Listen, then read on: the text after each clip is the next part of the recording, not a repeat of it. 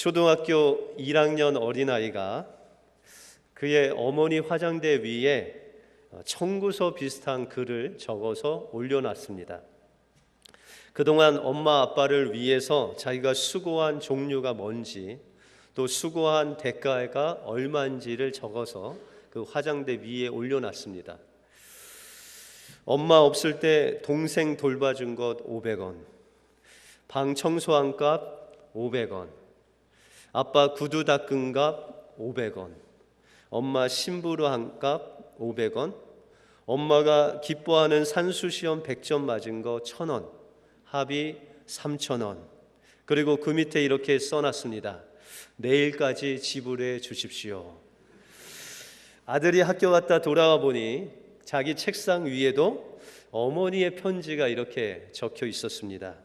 아들아, 내가 너를 뱃속에 넣고 10달 동안 고생한 것 공짜, 7년 동안 먹여주고 입혀주고 재워준 것 공짜, 내가 아플 때 너를 업고 어두운 밤길을 달려가 응급실에 데려가 준 것 공짜, 내가 축구하다가 옆집 유리창 깬 거 대신 갈아준 값 공짜, 그리고 앞으로 너에게 들어갈 학비와 그 모든 것 다 공짜.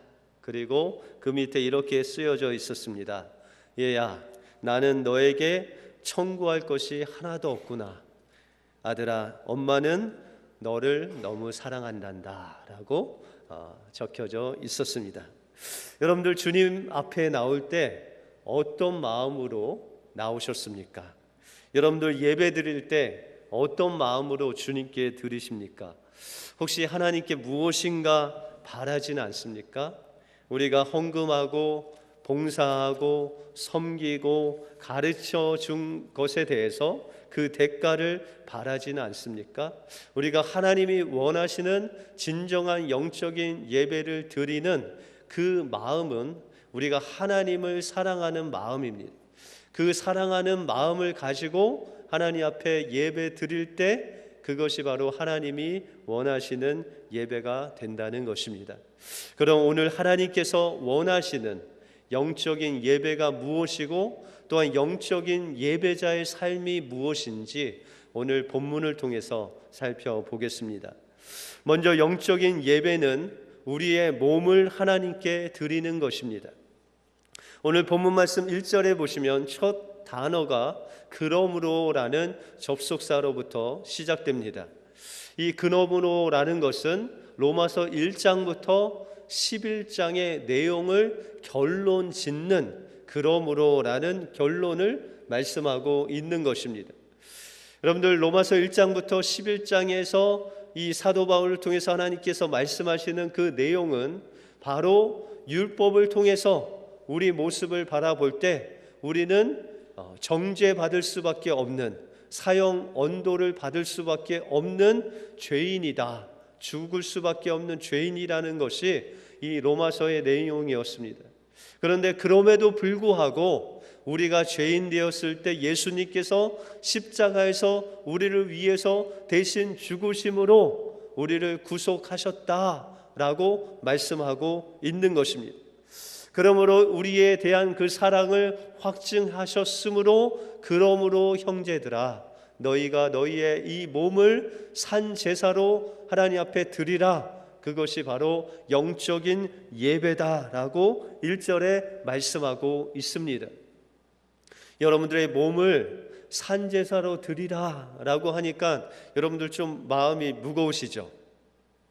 그런데 여기서 말씀하시는 이 몸이라는 것은 우리가 생각하는 이 육신의 몸뿐만 아니라 이 헬라어를 보면 소마라는 그런 단어입니다. 이 소마라는 몸은 그냥 이 육신적인 몸뿐만 아니라 이 몸 안에 있는 우리의 생각이나 마음이나 여러분들 움직이는 가치관이나 그런 모든 것을 포함한 몸이라고 말씀하고 있습니다. 여러분들, 우리의 몸을 움직이려면 여러분들의 마음을 움직여야 됩니다. 그렇죠? 여러분들이 무엇인가 하려고 하면 여러분들의 마음이나 생각에 무엇인가 감동이 오거나 내가 이것을 해야 되겠다라는 그 생각이 오면 그것을 여러분들이 행동으로 옮기게 됩니다. 마찬가지로 여러분들의 삶을 이끄는 관심이나 아니면 여러분들이 무엇을 집중하며 살아가느냐에 따라서 여러분들은 무엇을 행하고 있는지가 이제 결정된다는 것입니다. 여러분들 어떤 것에 여러분들 관심을 두시고 사십니까? 그것이 사업일 수도 있고, 여러분들 요즘에 손주가 많이 태어나고 있습니다.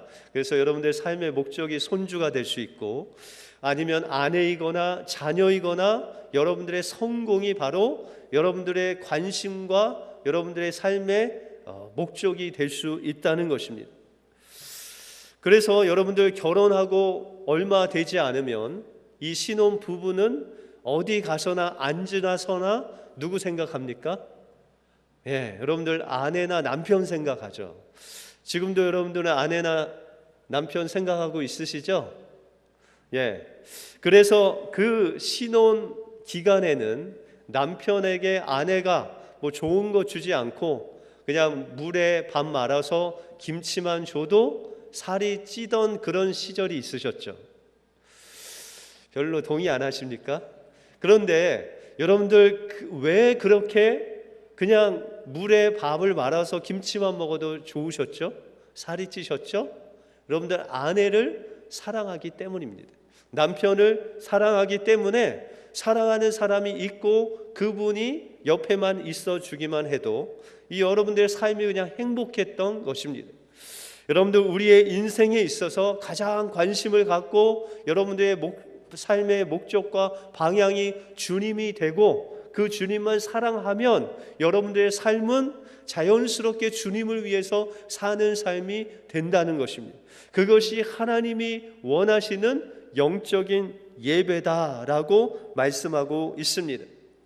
여러분들 구약 성경에 보시면 야곱이 그 아내 라헬을 얻기 위해서 14년 동안 그 삼촌 라반 집에서 공짜로 일을 했습니다.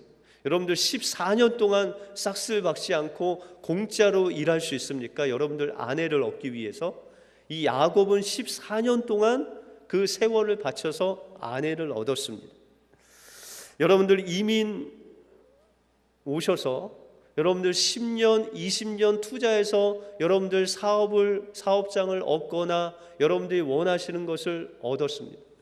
여러분들 자녀들이 10살이나 20살이나 지금 30살이 되면 그 10년, 20년, 30년을 여러분들 시간과 노력과 물질을 다 투자해서 자녀들을 기르는데 여러분들의 몸을 바치셨습니다.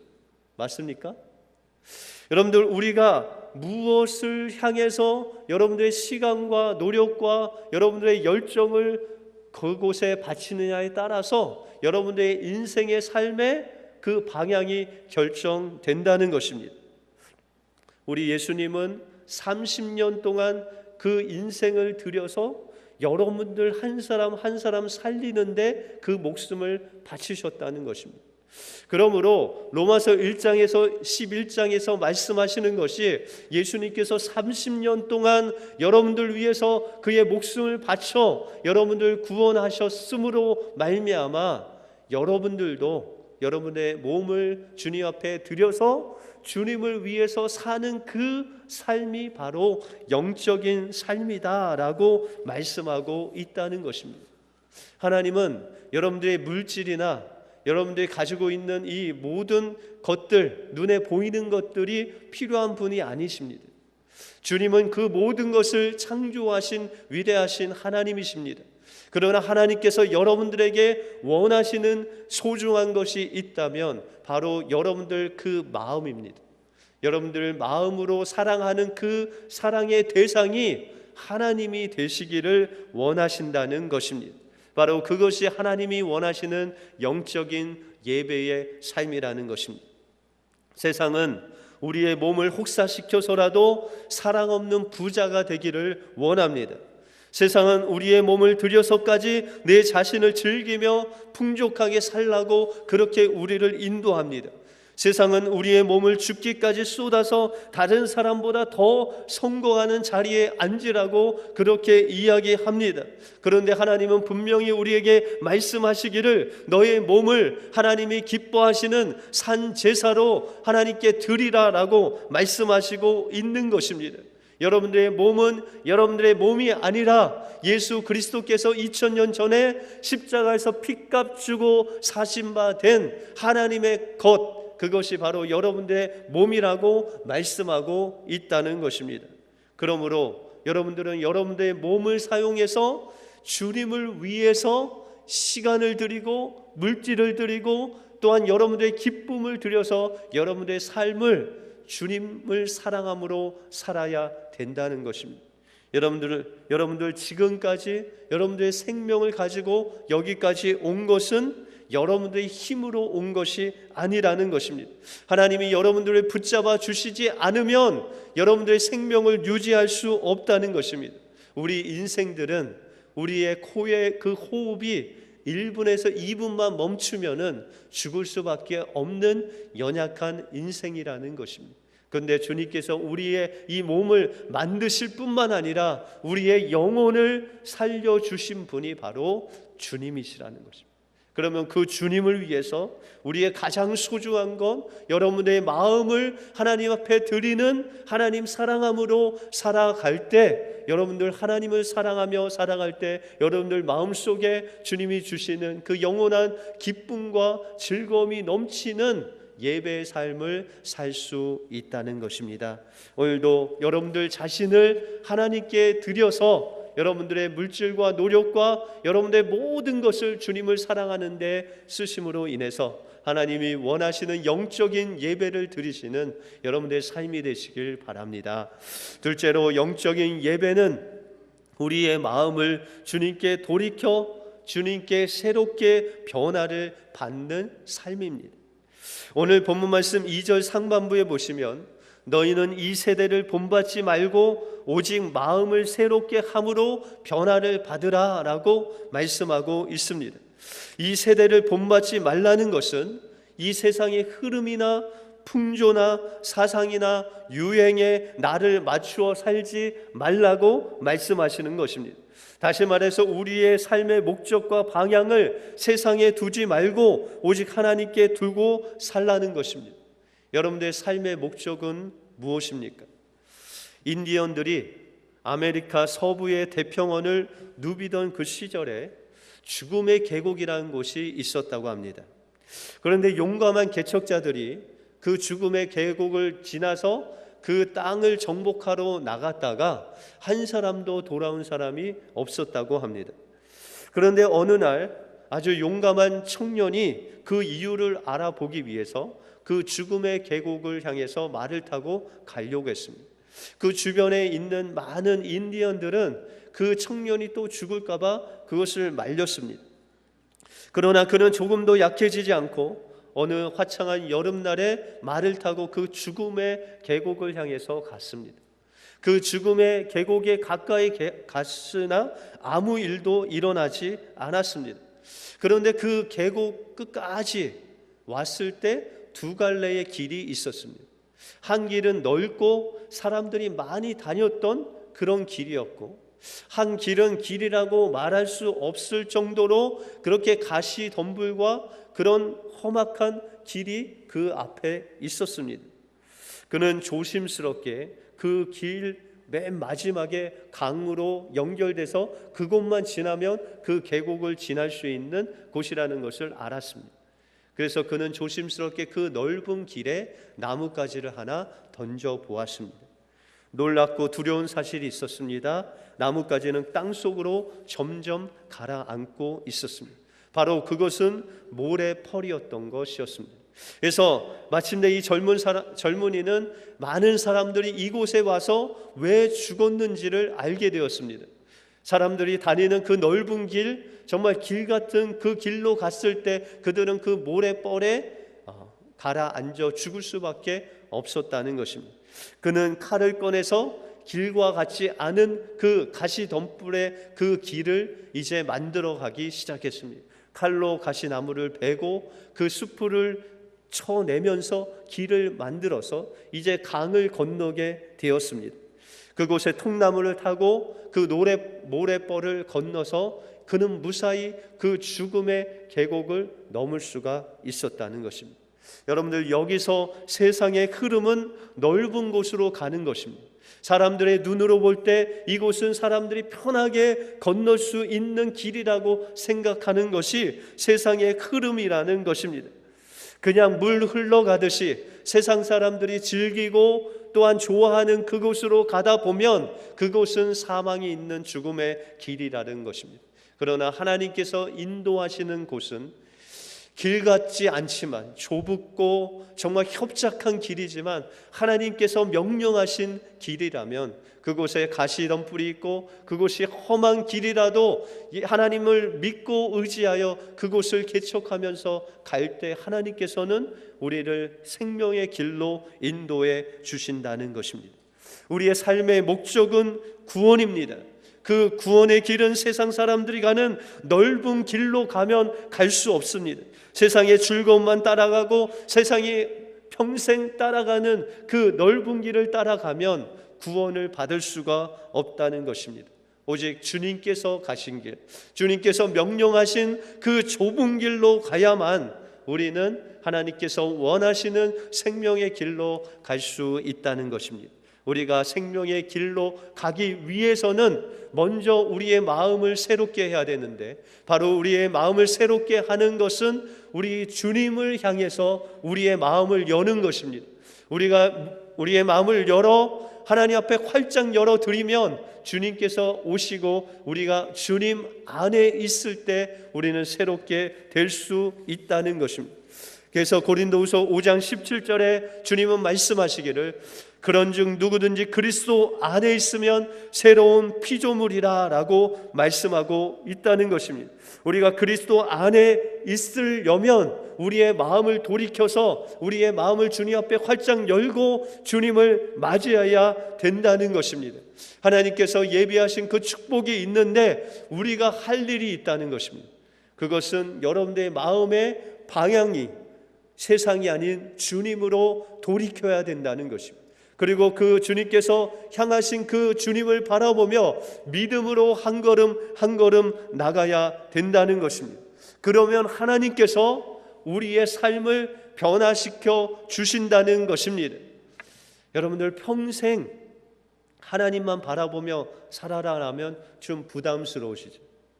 어떻게 목사님 평생 주님을 바라보고 살 수 있겠습니까? 저는 여러분들에게 평생 주님을 바라보라고 말하지 않겠습니다. 오늘 하루만 여러분들 주님 바라보시기 바랍니다. 여러분들의 마음을 열고 오늘 하루만 주님 바라보시기 바랍니다. 그러면 하나님이 여러분들의 마음을 변화시켜 주시는 거죠. 우리가 우리의 마음을 변화시킬 수 없습니다. 여러분들 여러분들 아내가 남편을 변화시킬 수 없고, 여러분들 남편이 아내를 아무리 평생 잔소리해도 안 바뀝니다. 안 바뀌는 것은 안 바뀝니다. 그런데 주님을 향해서 마음을 열고 주님 바라보고 내가 오늘 주님을 위해서 살겠다라고 하고 여러분들 살아보십시오. 그러면 하나님께서 그 하루의 삶을 주님께서 붙잡아 주시고 여러분들이 알 수 없는 삶으로 변화시키는 놀라운 역사를 일으켜 주신다는 것입니다. 그래서 여러분들 삭개오가 그렇지 않습니까? 여러분 마음을 바꿨습니다. 돈을 향한 마음을 주님께로 향해서 이 주님만을 믿으면은 내가 정말 나의 삶이 기쁨이 있고 나의 삶에 생명이 있겠다 하고 그의 마음을 바꿨습니다. 하루를 바꿨습니다. 그리고 주님께 나갔습니다. 그래서 예수님을 만나고 변화된 삶을 주님께 고백했습니다. 하나님, 내가 나의 재산을 절반을 잘라서 가난한 자들에게 주겠습니다. 내가 토색한 거 있으면 4배로 주님께 갚겠습니다. 그리고 여러분들 삭개오가 그의 남은 생애를 어떻게 살았겠습니까? 그의 절반의 그 재산을 가난한 자들을 위해서 살았습니다.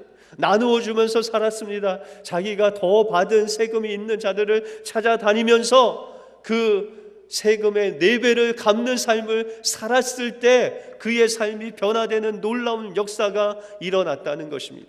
하나님께서는 여러분들의 마음을 새롭게 하시길 원합니다. 여러분들의 삶을 변화받게 하시길 원하십니다. 그것을 위해서 여러분들의 마음을 주님께로 향하길 바랍니다.